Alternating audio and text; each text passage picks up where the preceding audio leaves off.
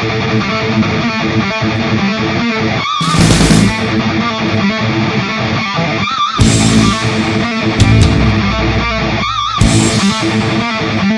kabar kalian semua?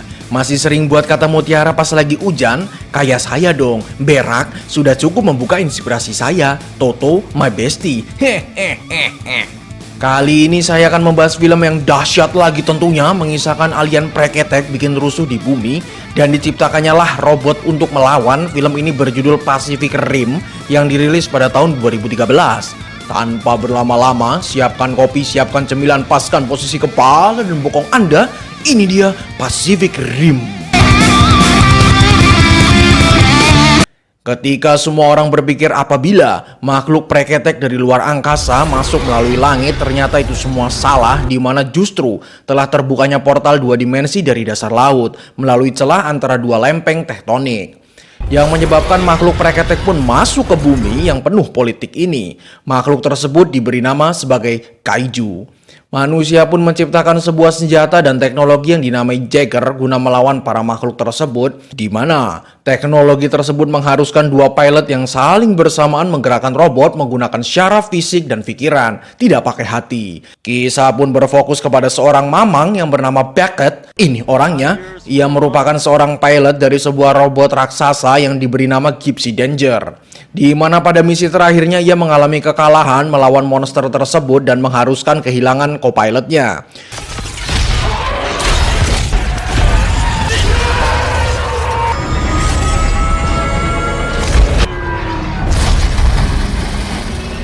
Singkat cerita, para alien ini makin ngelunjak, banyak sekali kehancuran di mana-mana dan membuat sang komandan dari institusi robot-robotan ini pun harus kehilangan support dari elit-elit. Pria tersebut bernama Marshall. Ini batang hidungnya. Ia pun memilih untuk bergerak sendiri. Marshall pun menemui Beckett yang kini bekerja di sebuah pembangunan guna bernegosiasi agar mau menjadi pilot kembali.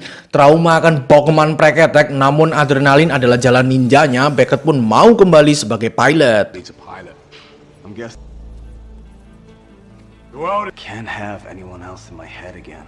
Sesampainya Beckett di institusi, ia disambut oleh seorang wanita yang bernama Mako Mori.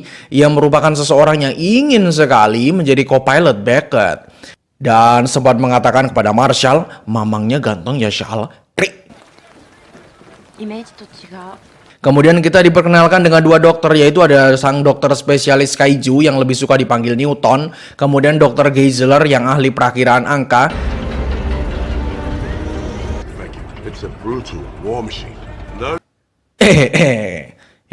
Mata lihat mata. Ya, di sini kita diperlihatkan suasana daripada markas para petarung Jaeger sekaligus study tour bersama Kang Marshall DKK.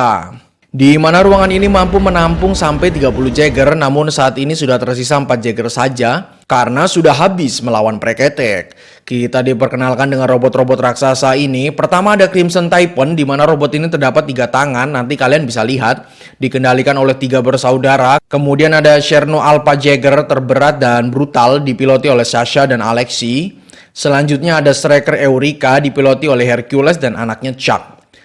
Kita dibawa ke Dr. Newton dan Geisler, di mana mereka memiliki sebuah pemecahan solusi terhadap situasi ini, di mana Geisler memiliki teori perhitungan sin, cos, tangan, kalkulus, dan lain sebagainya. Apalah itu, akan lebih baik apabila menjatuhkan bom ke lubang portal berada. Namun Newton memiliki teori yang berbeda, di mana ia menemukan akan rangsangan syaraf otak sang monster yang dapat dilakukan proses sinkronisasi sama saat para pilot mengendalikan robot guna mengetahui informasi melalui pikiran para kaiju. Namun teori dari Dr. Newton terdengar tidak masuk akal sehingga Marshall lebih memilih untuk melakukan teori dari Dr. Geisler. Ya, inilah sosok Jaeger terakhir, Gypsy Danger, di mana kini sudah banyak melakukan pembaharuan, salah satunya dari daya robot ini menggunakan reaktor nuklir. Di waktu yang sama, Mako sempat curhat mengenai alasan ambisi ingin menjadi co-pilot. Ya, tentu saja kalau sudah bercanda, curhat, jadian deh. Tuh, apa enggak? Roti sobek udah. Lanjut, Marshall tidak mengizinkan Mako untuk menjadi co-pilot karena ia memiliki ingatan masa lalu yang buruk, khawatir itu akan mengganggu sinkronisasi. Singkat cerita, Beckett pun mencari kandidat yang cocok, namun sama sekali belum sesuai, sehingga ia meminta Mako untuk mencoba. Awalnya coba-coba, kok enak.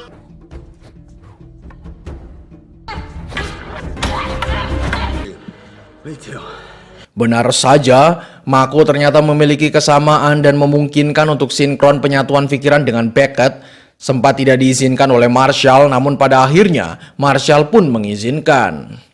Singkat cerita, Dr. Newton yang tidak mendapatkan dukungan oleh Marshall, ia pun berencana ingin tetap melanjutkan eksperimennya dengan menjadikan dirinya sendiri sebagai subjek percobaan. Hasilnya pun di luar dugaan, ternyata penyatuan pikiran dengan monster kaiju pun benar-benar berhasil, di mana ia melihat penglihatan mengenai seluk-beluk sang monster sampai-sampai membuat dirinya ngegoler. Kembali ke Beckett, di mana ia sedang melakukan latihan sinkronisasi ke tubuh Ziegler bersama dengan Mako sebagai co-pilot. Di sela sinkronisasi, tiba-tiba Mako, don't get stuck in a memory. Stay with me.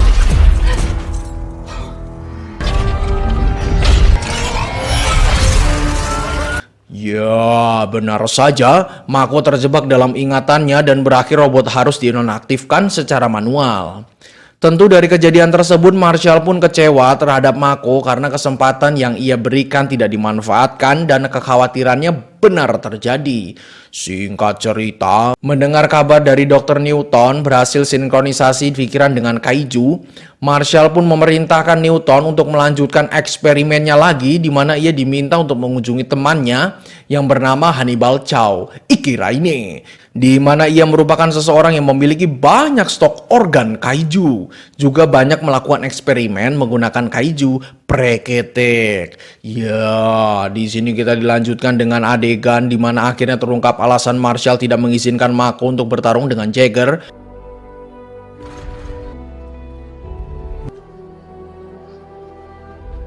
Di mana Marshall merupakan seseorang yang telah menyelamatkan Mako dan merawatnya hingga dewasa.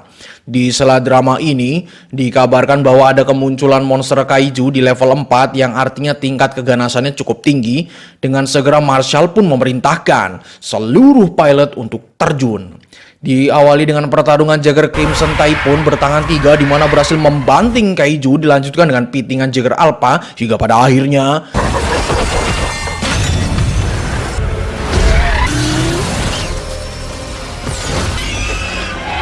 dua Jagger ini pun kalah. Dengan kepala yang hancur dan tubuh robot yang meleleh akibat semprotan cairan asam dari sang kaiju, tersisa Jagger Eureka. Namun saat ingin membantu, tiba-tiba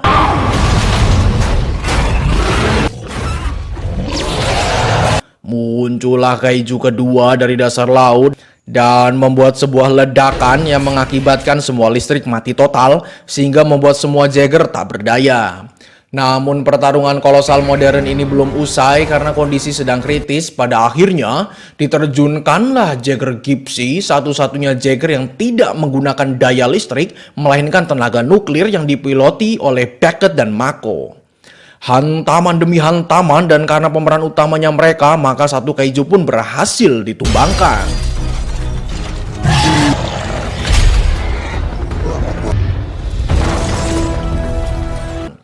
Tersisa satu kaiju lagi yang sedang mencari Dr. Newton karena telah masuk ke dalam pikiran kaum kaiju. Segera, Gypsy Team pun menuju kaiju tersebut.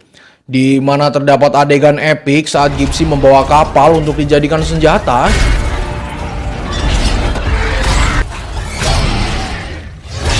Dan berhasil memberodol lidah glowingnya.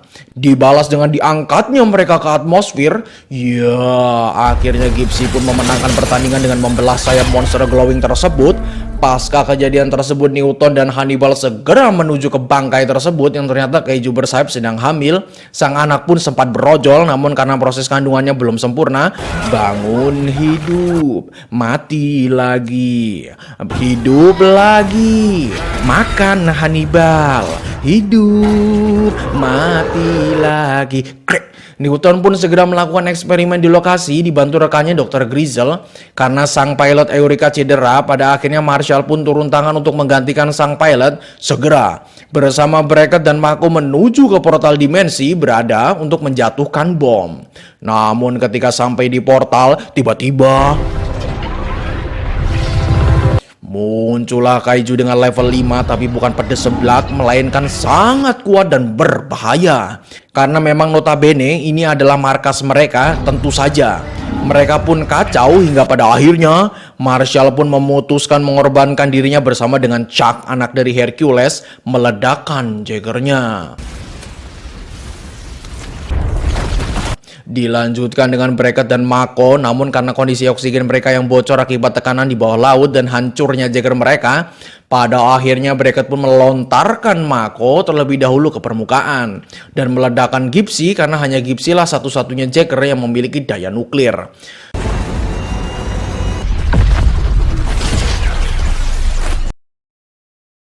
Portal dimensi pun hancur, film ditutup dengan bersorak-sorak bahagia, Bracket dan Mako diselamatkan, dan film pun berakhir.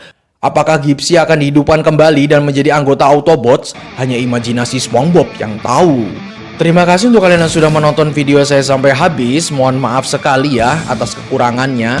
Untuk film ini saya beri nilai 88, cukup beradrenalin. Silahkan kalian tonton fullnya. Ngopi apa ngopi? Sekian.